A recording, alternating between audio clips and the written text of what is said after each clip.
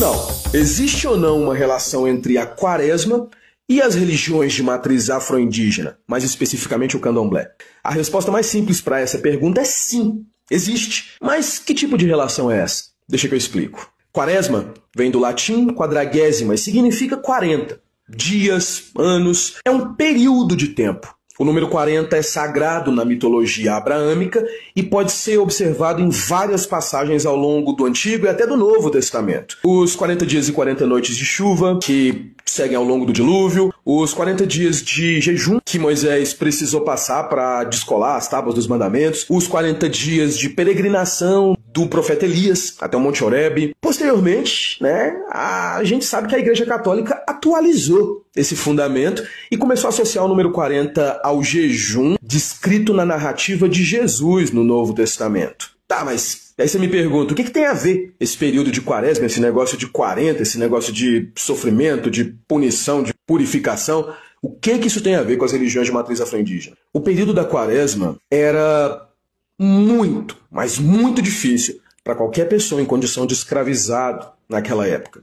Por mais que hoje em dia a Igreja Católica finja que foi pró-abolição e todo mundo sabe que isso não foi verdade, até 1870, 1871 aqui no Brasil, a instituição que mais lucrou com todo o processo de tráfico humano foi a Igreja. Ao se unir com o Estado e aproveitar do ódio que Portugal e a Espanha sentiam por ter sido dominados por mais de 700 anos pelos mouros, os africanos do norte, que eles chamavam de sarracenos, todo o processo de cruzar o Atlântico, escravizar pessoas, traficar essas pessoas e ganhar dinheiro com isso, foi fomentado pela Igreja.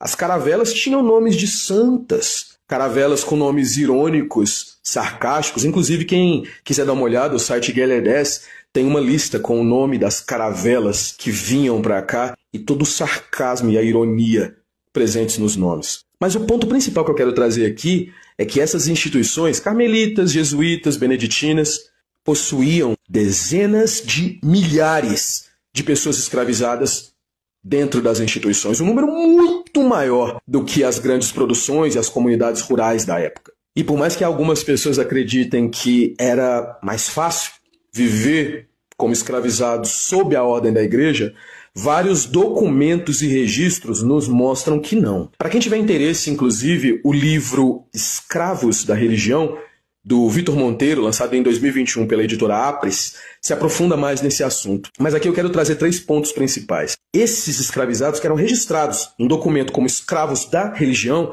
eles tinham vários problemas, entre eles propriedade coletiva, eles eram obrigados a servir a mais de um senhor, a toda a instituição, independente do momento, de quando, como, de que forma, em todas as circunstâncias que vocês possam imaginar, independente de quem é que pedisse.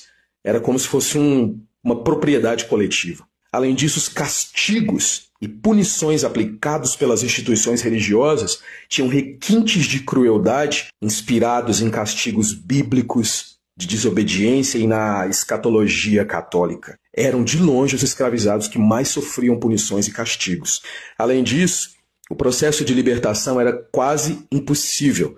Naquela época, as cartas de alforria sofriam muita resistência para ser assinadas, já que a Igreja acreditava que a condição de escravização era natural e que precisava ser imposta para purificar a alma do negro. Era um tipo de maldição.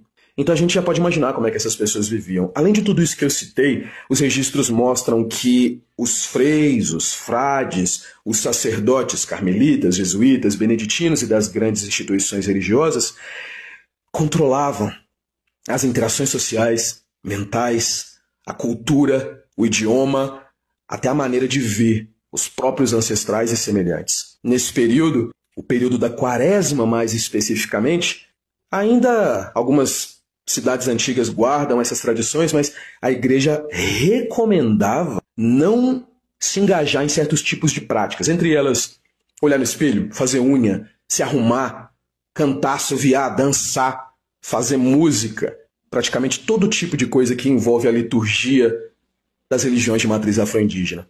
E os nossos antepassados que eram vistos praticando qualquer tipo de coisa que remetesse a essas proibições sofriam os piores castigos que vocês podem imaginar. Quando a Igreja Católica começa a divulgar que o período da Quaresma influenciava de tal forma as religiões de matriz afro-indígena que os Inquice, Vodun ou Orixá se resguardavam perante o período, se submetiam perante a força da Igreja Católica. Tudo isso era divulgado de forma errônea, uma vez que, dentro dos terreiros, nossos ojubós, nossos ibás, cobertos com o alá branco, durante esse período, não representavam respeito à divindade do colonizador. Eram a guerra que a gente travava para não ser morto. Muita gente não sabe, mas o final de março e início de abril, apesar de aqui ser quaresma, no oeste da África, mais precisamente na Nigéria, Togo, Benin, é o período de chuvas. Na estação das chuvas, ocorre o plantio dos inhames, a comida favorita de Orixá Oguiã. O mesmo orixá que é representado como o Senhor do Olorogum. A gente consegue, ainda em casas mais tradicionais, ouvir as mais velhas dizerem que quaresma é período de Olorogum. E as pessoas associam Olorogum à confusão. Essa palavra do Yorubá, quando ela é bem desmembrada, ela pode ser interpretada como guerra ritual. O Olorogum é o senhor da guerra ritual.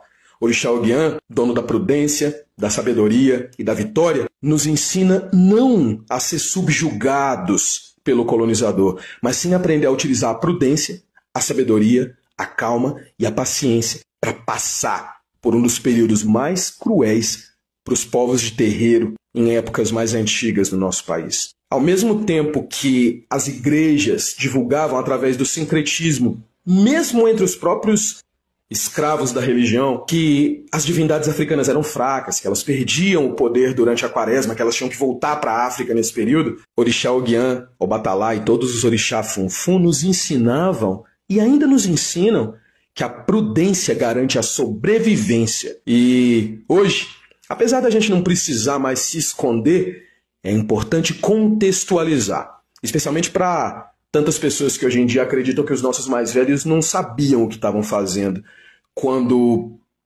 traziam seus fundamentos.